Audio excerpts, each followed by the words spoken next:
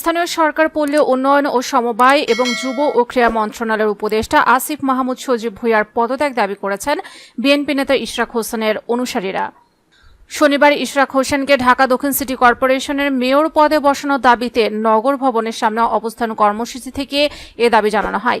আসিফের কালো হাত ভেঙে দাও, গুড়িয়ে দাও, শপথ নিয়ে টালবাহনা চলবে না, অবিলম্বে ইশরাক হোসেনের শপথ চাই, দিতে হবে, এমন নানা স্লোগান দেন আন্দোলনকারীরা।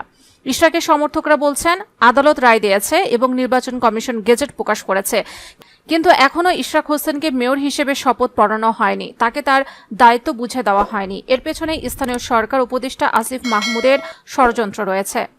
বিক্ষোভে অংশ নেওয়া আমির হোসেন নামের একজন বলেন, আমরা অবিলম্বে আসিফ মাহমুদের পদত্যাগ চাই। এই সিটি কর্পোরেশন ছেড়ে তিনি যেন সচিবালয়ে গিয়ে অফিস করেন। নগর ভবনকে তিনি পৈতৃক সম্পত্তি বানিয়ে রেখেছেন, আমরা তাকে আর এখানে দেখতে চাই না। নগর ভবনে বসবেন নগর পিতা। লং মার্চ কর্মসূচিতে অংশ নেয় স্বেচ্ছাসেবক দল নেতা সিদ্দিকুর রহমান বলেন, সচিবালয়ে গিয়েছিলাম জনগণের দাবি জানাতে, কিন্তু ব্যারিকেড দিয়ে আমাদের পথ আটকে রাখা হয়েছে। আমরা শান্তিপূর্ণভাবে প্রতিবাদ করছি, কোনো বিশৃঙ্খলা করিনি।